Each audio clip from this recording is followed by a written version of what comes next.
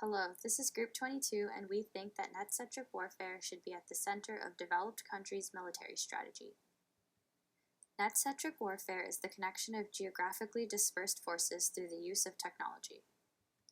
Technology can enable information sharing between armed forces through a network of sensors, satellites, and other communication devices.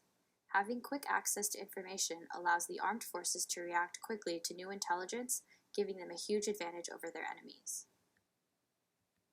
Theoretically, net-centric warfare is intended to make reaction to events occurring in a battlefield happen in a more coordinated manner. This is known as future combat services. The principle applied here is known as Boyd's loop, which is focused on the speed of the cycle: observation, orientation, decision, action. The objective here is to process the loop more quickly and stay ahead of your opponent and dictate the tempo of warfare activity. Net-centric warfare should be at the center of developed countries' military strategy because it minimizes casualties, benefits from the use of drones, allows cyber anti-terrorism, and avoids conflict. Currently, a large number of civilians are affected due to modern war. Society is placing more and more importance on having a small effect on civilians, but at the same time, the need for military strength and maneuverability is necessary. The usage of only fourth-generation warfare tactics involves the use of weapons of mass destruction, which even on a small scale can cause mass casualties of civilians and military personnel. The consequences of fourth-generation warfare tactics are too great to justify. Therefore, the intermediate tactic of net-centric warfare allows for improved accuracy and minimal casualties while being effective. The increasing aversion to casualties in war has pushed along the development of these strategies.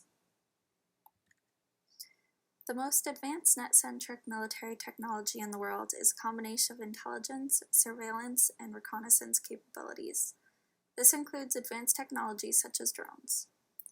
Having relevant and accurate information readily accessible reduces decision times and helps military decisions be performed in an accurate and organized manner. Additionally, the information from these technologies has the potential to be accessed and processed at any location, so decision makers can operate from a safe and convenient base. Intelligent electronic systems can integrate more information from multitudes of sources more quickly than humans, which optimizes the efforts of military personnel and encourages informed decision-making. Detection technologies have made the development of early warning systems possible and are an important part of military tactics. These systems provide military personnel and civilians enough time to prepare for incoming strikes. The earlier the detection, the more reaction time. An example is in the use of radar in World War II to detect incoming airstrikes, which allowed millions of people time to get to an air raid shelter, take cover, or launch a military retaliation.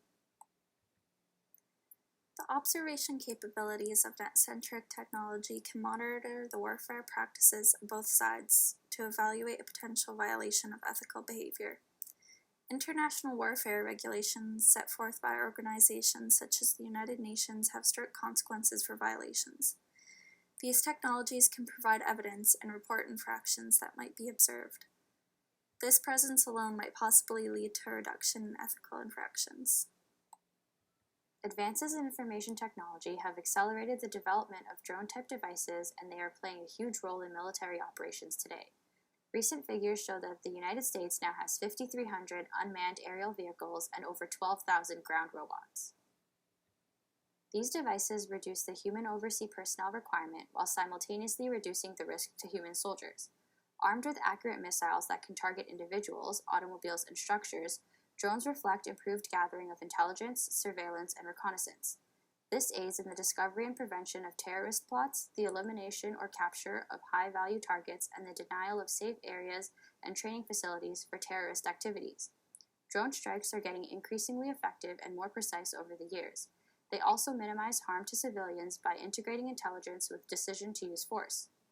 Another benefit of drones is its psychological impact, the fear that drones have instilled in the militants. The fact that drones may strike day or night, inside the militant compound or outside while traveling in the convoys, works to deter militants and restrict their operations. Drones are also increasingly cheaper in terms of equipment, costing 10 times lesser than that of warplanes, and also in terms of personnel, as drone operators are put in much less danger. Very recently, on March 7, 2016, the United States carried out an airstrike with the help of drones against an Islamist group training camp, killing more than 150 fighters in Somalia. The United States military had been monitoring the camp for several weeks and were able to infer that this camp posed a security threat to the U.S., which led to this strike. Not a single soldier on ground was deployed for this highly successful operation. With the expected improvement in drone technology, they are expected to get even cheaper, smaller, faster, stealthier, more lethal and autonomous, which causes militaries to heavily side with the implementation of the drone technology. The goal of cyber anti-terrorism is to cause disruption to disable terrorist plans. This is done through data attacks and attacks on control systems. Data attacks aim to steal or corrupt data, and attacks on control systems aim to disable or seize control of the system, such as railroads, airports, and etc. This network-centric warfare technique is very effective because in today's world, most critical tasks are done using computers, and almost all important data is stored on computers. This leaves critical computer-run tasks prone to hijacking, and important data can be extracted. Cyber anti-terrorism is less dangerous than physical combat and other non-network related strategies. An example of an attack on a control system is the Stuxnet worm that sabotaged Iran's nuclear program with what would seem like a series of unfortunate accidents. In this case, Stuxnet targeted programmable logic controllers, which automated the process of using centrifuges for separating nuclear material. This shows how devastatingly effective cyber terrorism can be and does not require a physical presence of personnel or equipment. This guarantees less casualties and is often low risk to the one launching the attack. As a result of the power of cyber terrorism, the security of networks and data is extremely important, and without advanced defense, any network or data is subject to hijacking. Cyber terrorism should be considered by countries when developing offensive and defensive strategies. Utilizing a wide network of satellites and other technology allows countries to prevent possible escalation of violence and find alternatives to violent conflict. These technologies provide information that can help developed countries with early threat detection and monitoring of tense situations. An example of using net-centric warfare strategies to prevent conflict before occurrence is the ongoing North Korean tensions. Many developed countries have been working together to monitor and detect any increase in military activity in North Korea. These countries have successfully used this evidence to put international pressure on North Korea to avoid high conflict from developing. Without careful monitoring, unchecked military development in other countries has the potential to turn into conflict. In conclusion, net-centric warfare is the only plausible way to execute modern military goals, and it should be at the center of developed countries' military strategy. Advances in net-centric warfare technology encourage informed decision-making by providing accurate and relevant information to a situation.